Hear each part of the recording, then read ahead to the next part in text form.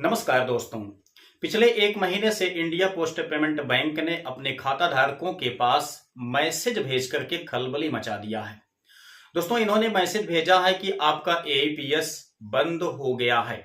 ऐसे में दोस्तों, वे लोग सबसे ज्यादा परेशान हैं जिनके खाते में पीएम किसान सम्मान निधि का पैसा आता है।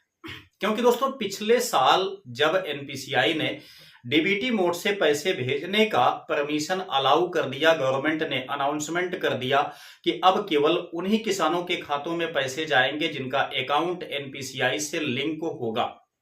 इसके बाद दोस्तों, बहुत सारे किसान जिनके खाते में पैसे नहीं आते थे, वे सारे किसान इंडिया पोस्ट पेमेंट बैंक में जाकर के अपना खाता इजिली खुलवा लिए।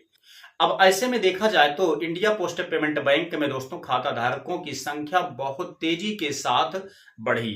अब यहाँ पे दोस्तों, वर्तमान टाइम में एक महीने से इंडिया पोस्ट पेमेंट बैंक ने अपने खाता धारकों के मोबाइल नंबर पे इस टाइप का मैसेज भेज दे रहा है। अब यहाँ पे वे सारे किसान डरे हुए हैं जिन्होंने खाता खुलवाया है, जिनका पैसा इंडिया पोस्ट पेमेंट बैंक में आने लगा है।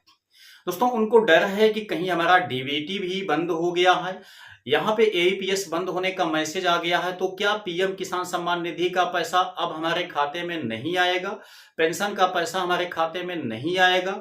तो सब कुछ दोस्तों इस वीडियो में जानेंगे। बहुत ही ज्यादा काम की आप लोगों के लिए यह वीडियो होने वाली है। सबसे पहले मैं दोस्तों आपको वो मैसेज दिखाना चाहता हूं, सही तरीके से जो मैसेज आप लोगों के मोबाइल नंबर पे यहाँ पे इंडिया पोस्ट पेमेंट बैंक भेज रहा है। अगर आप इसको अच्छी तरह से समझ लेते हैं दोस्तों, तो आपका काफी ज्यादा कंफ्यूजन समाप्त हो जाएगा इस समस्या को लेकर के। सबसे पहले आप लोग यहाँ पे देखिए, बताया जाता है मैसेज में आपको कि AEPS service in your IPPB account is inactive due to no AEPS transaction in last 12th month. ठीक है, साफ साफ यहाँ पे कह दिया गया है।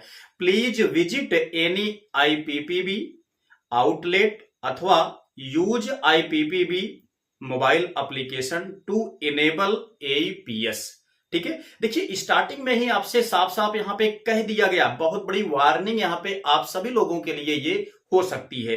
कहा गया है कि दोस्तों कि अगर आपने पिछले एक साल से एईपीएस के माध्यम से ट्रांजैक्शन नहीं किया है, इसीलिए आपका एईपीएस डिसेबल कर दिया जा रहा है, इनएक्टिव कर दिया जा रहा है। ठीक है, तो अगर दोस्तों आपका भी यहाँ इंडिया पोस्ट पेमेंट बैंक में अकाउंट है, तो ये मैसेज आपको एक सावधान करने की सलाह देता है।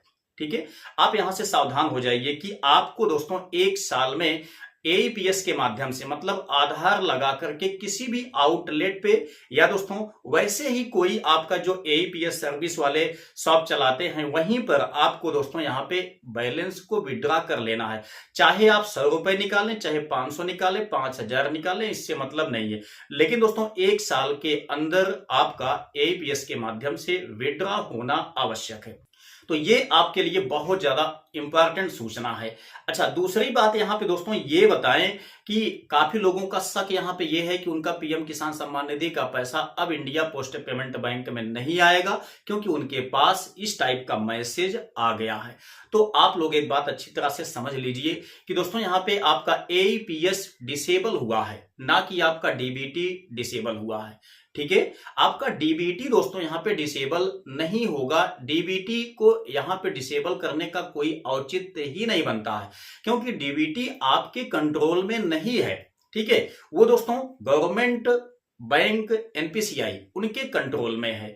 वो केवल आपके अकाउंट में बैलेंस को ट्रांसफर करने का, यानी कि पैसा आने का केवल एक माध्यम है। लेकिन एईपीएस जो है दोस्तों, वो आपके खाते से पैसा विड्रॉ करने का एक माध्यम है। ठीक है, तो विड्रॉ आप कर सकते हैं एईपीएस के माध्यम से कभी भी कहीं भी, लेकिन जो पैसा आपके खाते में आता है दोस्तों, वो गवर्नमेंट की तरफ से आपके खाते में पैसा आता है तभी आएगा जब आपका अकाउंट डीबीटी मोड से इनेबल होगा, मतलब एनपीसीआई लिंक होगा।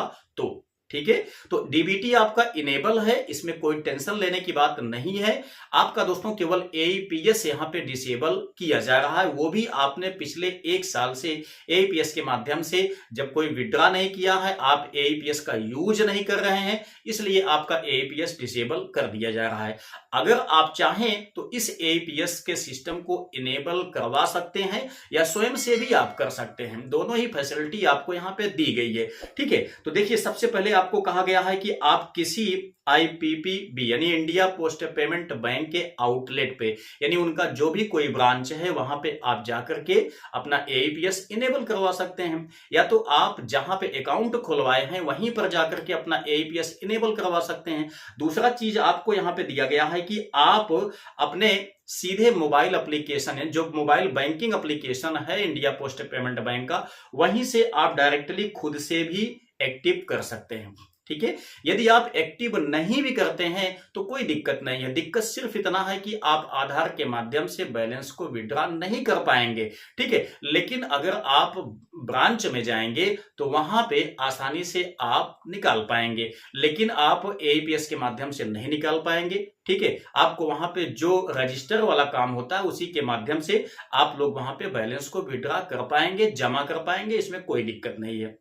तो आई होप कि आपको यहाँ पे डीबीटी को लेकर के जो कंफ्यूजन था वो भी क्लियर हो गया होगा, एईपीएस को लेकर के जो कंफ्यूजन था दोस्तों वो भी क्लियर हो गया होगा। मेरे पास काफी ज्यादा लोगों ने इसको लेकर के मैसेज किया था कि सर हमारा इंडिया पोस्ट पेमेंट बैंक में एईपीएस से डिसेबल होने का मैसेज आ गया है, तो क्या डीबीटी भी डिसेबल हो गया है, हमारे खाते में किसी टाइप से कोई गवर्नमेंट का पैसा नहीं आएगा?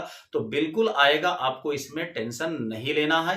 केवल आपका एईपीएस डिसेबल हुआ है, डीबीटी एनपीसीआई आपका डिसेबल नहीं हुआ है। ठीक है, तो चलिए मिलते हैं नेक्स्ट वीडियो में नई जानकारी के साथ, तब तक के लिए जय हिंद।